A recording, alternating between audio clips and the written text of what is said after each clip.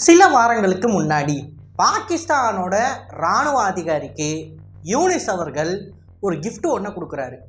அந்த கிஃப்ட்டில் இருக்கிற map greater Bangladesh அப்படின்னு அழைக்கப்படுற இந்தியாவோட பெங்கால் பகுதியையும், அதாவது கொல்கட்டா வரைக்கும், மற்றும் நார்த் ஈஸ்டில் இருக்கிற சில ஸ்டேட்ஸ் எல்லாத்தையும் கவர் பண்ணி ஒட்டுமொத்தமாக இதுதான் பங்களாதேஷ் அப்படின்னு இந்தியன் டெரிட்டரிஸை உள்ளடங்கின ஒரு மேப் ஒன்று புகைப்படமாக வச்சு ஒரு gift ஒன்று கொடுக்குறாரு. இந்த கிஃப்டை தொடர்ந்து இந்தியாவில் பெரிய கிளர்ச்சி கிளம்புது. அது எப்படி பங்களாதேஷ்ன்ற நாடு நம்மளால தான் உருவாச்சு, இது நம்மளோட டெரிட்டரிஸை அதோட டெரிட்டரின்னு சொல்லி நம்மளோட எதிரியான பாகிஸ்தானுக்கு கிஃப்ட் கொடுக்க முடியும் அப்படின்னு சொல்லி பயங்கரமான கேள்விகள் எழுப்பப்பட்டுச்சு. ஹார்ட் ஆஃப் த டாப்பிக்கை நியூஸ் சேனல்லாம் போட்டு வறுத்தெடுத்துக்கிட்டு இருந்தாங்க. பட் டிப்ளமேட்டிக்கலாக இதற்கான ஆக்ஷன்ஸை எடுக்கிறது ஒரு பக்கம் இருக்கட்டும், மிலிட்டரி ஆக்ஷன் அப்படின்றத இந்தியா இப்போது எடுத்திருக்கு. கடந்த சில நாட்களாக பங்களாதேஷி இராணுவத்தை ஹராஸ் பண்ணியிருக்கு இந்தியன் ஏர்ஃபோர்ஸ் அப்படின்னு தான் சொல்லணும். இந்த சம்பவத்தை பெருசாக யாருமே பேசலை. ஆனால் சுமாராக 75 போர் விமானங்கள் இந்த குறிப்பிட்ட விஷயத்தை பண்ணியிருக்கு. இதை தான் தெளிவாக இந்த காணொலியில் நம்ம பார்க்க போகிறோம். நான் உங்கள் ஆகாஷ் ஏதாலும் பொக்கிஷம் அழகும் டிபி டிஃபென்ஸ். முகமது யூனிஸ் கானிக்கிட்ட போய் நீங்கள் கொடுத்துருக்கிற இந்த இமேஜ் எங்களுக்கு சங்கட்டத்தை ஏற்படுத்துது அப்படின்னு டிப்ளமேட்டிக்கலாக பேசுகிறதெல்லாம் விட்டுட்டு முகமது யூனிஸ் கான் அவர்களை மண்டையில் கொட்டுற மாதிரி பங்களாதேஷி மிலிட்டரிக்கு நம்ம ஒரு சம்பவத்தை பண்ணியிருக்கிறோம். அதாவது பங்களாதேஷி மிலிட்டரியில் இருக்கக்கூடிய அஃபீஷியல்ஸ் எல்லாரும் இந்நேரம் கானை பிடிச்சி வறுத்துக்கிட்டு இருந்திருப்பாங்க.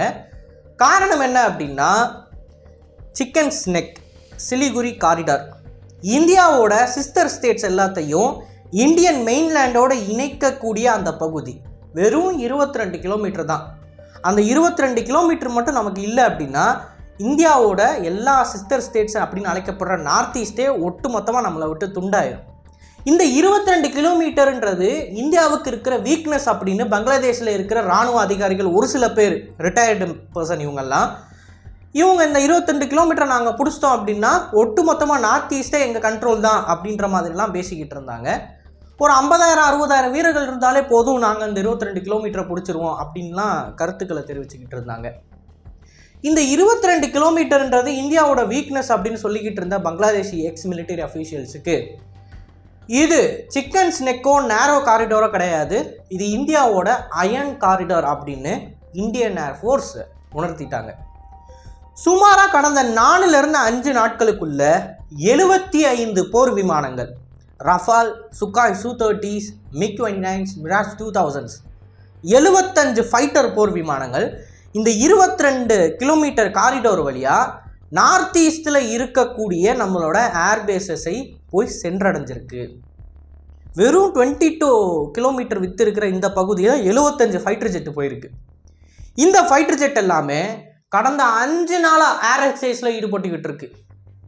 பங்களாதேஷி ஏர்ஃபோர்ஸ் அவங்களுக்கு சொந்தமான ரேடார்ஸை இந்த நார்த் ஈஸ்ட் பகுதி ஃபுல்லாக வச்சுருப்பாங்கல்ல, அப்போது ரேடாரில் திடீர்னு ஒரு இந்திய போர் விமானத்தோட ஸ்ட்ரைக் பேக்கேஜ், ஒரு 7 போர் விமானம் சல்லுன்னு அவங்கள பார்டரை நோக்கி வரும். இவங்க ஐயோ அம்மானு பதறி அதற்கு ஒரு கவுண்டரை கொடுக்கணும், ஆர் அதற்கான மெசேஜை நம்மளோட கமாண்டுக்கு சென்ட் பண்ணணும் அப்படின்னு சொல்லிக்கிட்டு இருக்கிறப்ப பார்டர் பக்கத்தில் யூட்டர்ன் அடிச்சுட்டு போயிடும். அது மட்டும் இல்லாமல் 75 போர் விமானங்களை திடீர்னு நம்ம இங்கேருந்து நார்த் ஈஸ்ட்டில் கொண்டு போய் நிப்பாட்டி இருக்கோம். அதுவும் ஹாஷிமாரா மாதிரியான ஏர்பேஸஸில் நார்த் ஈஸ்ட்டில் இருக்கிற ஏர்பேஸில் நிறுத்தி இருக்கோன்றப்ப 75 போர் விமானங்கள்லாம் பங்களாதேஷை ஒட்டு மொத்தமாக காலி பண்ணுறதுக்கு தேவையான ஆசெட்டு. ஏன்னா அவங்ககிட்ட எந்த ஒரு விமானப்படையும் கிடையாது. நம்மளை சேலஞ்ச் பண்ணுறதுக்கான ஏர் டிஃபென்ஸ் சிஸ்டம்ஸ்லாம் அவங்ககிட்ட பெருசாக ஒன்றும் இல்லை. பாகிஸ்தானே ஒன்றும் பண்ண முடியல, அவ்வளோ ஏர் டிஃபென்ஸ் சிஸ்டம்ஸ் வச்சுக்கிட்டு இவங்ககிட்ட இருக்கிறதுலாம் ஒன்றுமே பண்ண முடியாது பேசிக்கலி. ஸோ 75 ஏர்க்ராஃப்ட்ஸ் நார்த் ஈஸ்ட்டில் நின்றுச்சுன்னா அந்த 75 ஏர்க்ராஃப்ட் பங்களாதேஷை காலி பண்ணிடும் டோட்டலாக.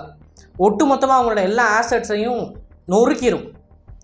ஸோ இது அவங்களுக்கு பக்கத்தில் பெரிய ஹை இன்டென்சிட்டி இந்த வார்த்தைக்கான அர்த்தம் என்ன அப்படின்னா ரொம்ப கடுமையான வான்பயிற்சி. ஒரு போர் நடந்தால் எப்படி போர் விமானங்கள் பறக்குமோ அந்த மாதிரி பறந்து பயிற்சி பண்ணிக்கிட்டு இருப்பாங்க. இது நடந்திருக்கு கடந்த 5 நாளில். அது மட்டும் இல்லாமல் இந்தியாவோட ஏர் சீஃப் மார்ஷல் நார்த் ஈஸ்ட்டுக்கு பெருசாக நாங்கள் எந்த ஒரு ஏர் ஷோவும் நடத்துனதில்லை. சில வருஷங்களாக நார்த் ஈஸ்ட்டுக்கு வரணும் ஏர் ஷோ நடத்துறதுக்கு, மக்களுக்கு இந்திய விமானப்படையோட புகழை காட்டுற விதமாக சில ஸ்டன்ஸ் எல்லாம் பண்ணுவாங்க. இது ஏர் ஷோ நம்மளோட இந்திய விமானப்படையிலேருந்து ஆர்கனைஸ் பண்ணப்பட்டு ஒவ்வொரு டிஸ்ட்ரிக்ட்லேயும் ஒவ்வொரு ஸ்டேட்லேயும் நடக்கும். திருவனந்தபுரத்தில் ஒரு தடவை நடந்துச்சு, சென்னையில் ஒரு தடவை நடந்துச்சு, மும்பையில் நடக்கும். இப்படி எல்லா ஊர்லேயும் நடந்துக்கிட்டே இருக்கும். ஏர்ஃபோர்ஸ் தான் இதை வந்து ஆர்கனைஸ் பண்ணுவாங்க, அந்தந்த கவர்மெண்ட்டோட ஹெல்ப்பின் கூட. ஸோ நார்த் ஈஸ்ட்டில் கடந்த 2-3 வருஷமாக இந்த மாதிரி ஒரு ஆக்ரோபேட்டிக்ஸை பண்ணணும் அப்படின்னு சொல்லி இந்திய விமானப்படை முயற்சி பண்ணியிருக்கு. பட் அங்கே நிலைமை சரியில்லாமல் இருந்தது உங்களுக்கு தெரியும் நார்த் ஈஸ்ட்டில். இப்போ அதெல்லாம் கிளியர் ஆனதுனால வந்து இந்த எக்ஸசைஸோடு சேர்த்து இந்திய விமானப்படையோட ஷோகேசிங்கையும் பண்ணியிருக்காங்க. அதன் மூலமாக நார்த் ஈஸ்ட்டில் இருக்கிற ஆடியன்ஸ் எல்லாருமே இந்திய விமானப்படை வந்து எப்படி செயல்படுது அப்படின்றதெல்லாம் வியந்து பார்த்துருக்காங்க. ஸோ பங்களாதேஷி பார்டருக்கு பக்கத்தில் 75 போர் விமானங்களை வச்சு ஹை இன்டென்சிட்டி ப்ராக்டிஸில் ஈடுபட்டு நம்ம சொல்லக்கூடிய கருத்து என்ன அப்படின்னு பார்த்தீங்கன்னா, 22 கிலோமீட்டர் சிக்கன் ஸ்னெக்குன்றது நீங்கள் தவறுதலாக ஏதாவது ஒரு ஸ்டெப் எடுத்தீங்க அப்படின்னா 222 கிலோமீட்டர் காரிடார் ஆகும். 22 கிலோமீட்டர் காரிடாரு 222 கிலோமீட்டர் அதிகமாகும். ஏதாவது ஒரு ஸ்டெப்பு நீங்கள் தப்பாக எடுத்தீங்க அப்படின்னு சொல்லி நம்மளோட இந்திய விமானப்படை காட்டியிருக்காங்க. ஸோ இது கிளியராக பங்களாதேஷுக்கு ஒரு மெசேஜ். டிப்ளமேட்டிக்கலாக போயிட்டு நீங்கள் பண்ணது சரியில்லை அப்படின்லாம் பேசுகிறத விட்டுட்டு பங்களாதேஷி மிலிட்டரிக்கு நம்மளோட கேப்பபிலிட்டி என்ன அப்படின்றத காமிச்சு உங்கள் ஆளை கம்முன்னு இருக்க சொல்லுப்பா அப்படின்றத நம்ம செஞ்சுருக்கோம். இதற்கான எஃபெக்ட்ஸ் அப்படின்றத கண்டிப்பாக யூனிஸ் கான் அவர்களுக்கு பங்களாதேஷி மிலிட்டரி காட்டியிருப்பாங்க. மிலிட்டரியில் இருக்கிறவங்களாம் போய் எப்பா நீ பண்ண வேலையால் இங்கே பாரு எங்களை தூங்க விட மாட்டுறாங்க, எங்களை பேசிக்காக ஹராஸ் பண்ணிக்கிட்டு இருக்காங்க இந்தியன் ஏர்ஃபோர்ஸு. 75 போர் விமானம் வந்து நின்றுக்கிட்டு இருக்கு பார்டரில். இந்த புலிகேசி படத்தில் வர மாதிரி தான் இங்கே அவர்கள் கூடி விட்டார்களேடா அப்படின்ற மாதிரி 75 போர் விமானங்கள் தயாராக நின்றுக்கிட்டு இருக்கு. எப்போ எது வேணாலும் நடக்கலாம், வந்து அட்டாக் பண்ணாங்கன்னா நம்மளால் ஒன்றும் பண்ண முடியாது அப்படின்றத யூனிஸ் கான் அவர்களுக்கு உணர்த்தியிருப்பாங்க. இதற்கப்புறம் யூனிஸ் கான் ஒரு சில காரியங்களை அவர் கவனித்து தான் செய்யணும் when it comes to Indian sovereignty. And இந்த நார்த் ஈஸ்ட்டில் இருக்கக்கூடிய மக்களுக்கு பங்களாதேஷி மக்களுக்கு மேலே ஒரு மிகப்பெரிய அதிருப்தி இருக்குது. காரணம் என்ன அப்படின்னா, நார்த் ஈஸ்ட்டில் இருக்கிறவங்க ரொம்ப வித்தியாசமாக இருப்பாங்க. அவங்களோட உருவமாக இருக்கட்டும், அவங்களோட சிவிலைசேஷன் மற்றும் பழக்க வழக்கங்களாக இருக்கட்டும், இவங்க கூட பங்களாதேஷில் இருக்கிறவங்களால மிங்கிள் ஆக முடியாது, அவ்வளோ சுலபமாக மிங்கிள் ஆக முடியாது. ஏன்னா அவங்களோட டோட்டலாக சிவிலைசேஷனே வேறு, அவங்களோட மிங்கிள் ஆக முடியாது. அவங்க கொஞ்சம் பார்க்குறதுக்கு வந்து வித்தியாசமாக இருப்பாங்க, ஃபிசிக்கும் வித்தியாசமாக இருக்கும், கல்ச்சரும் வித்தியாசமாக இருக்கும். பங்களாதேஷில் இருக்கிறவங்க கொல்கட்டா சைடு வந்தாங்க அப்படின்னா அவங்களால ஈஸியாக மிங்கிள் ஆகிட முடியும் மக்களோட மக்களாக. ஏன்னா அவங்க ஒரே மொழி தான், அது போக வந்து அவங்க பார்க்குறதுக்கு ஒரே மாதிரி தான் இருப்பாங்கன்றப்ப பிரச்சனை இல்லை. பட் நார்த் ஈஸ்ட் சைடு போய் அவங்க அதிகமாக மைக்ரேட் ஆகிறதுனால இல்லீகலாக, நான் வந்து லீகலாக சொல்லலை, இல்லீகலாக வேலி தாண்டி குதிக்கிறதுனால அங்கே இருக்கிற நார்த் ஈஸ்ட் மக்களுக்கு இதனால் அதிருப்தி இருக்குது.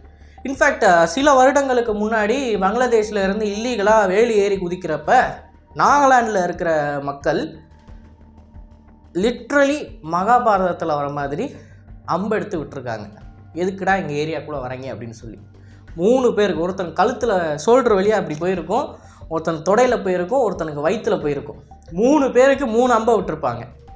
எதுக்கு எங்களோட சைடில் நீங்கள் வர்றீங்க அப்படின்னு சொல்லி.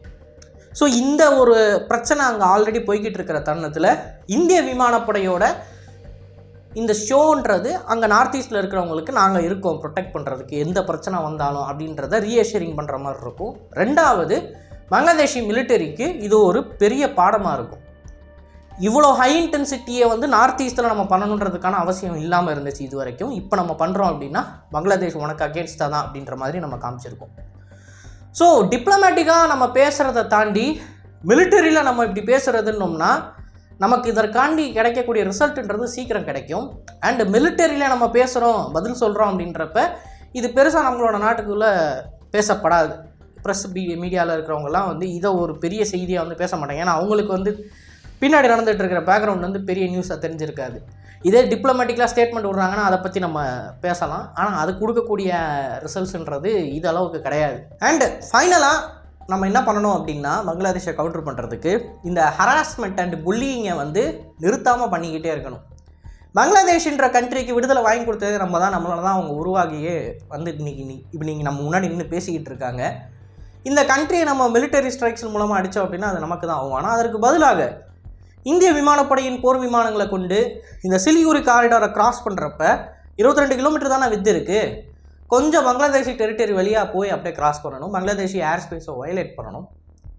இதை வந்து அவங்க பெரிய தலைவலியாக எடுத்துக்கிட்டு இதை பற்றி அவங்களோட ஆளும் அரசாங்கத்துக்கிட்ட பேசணும்.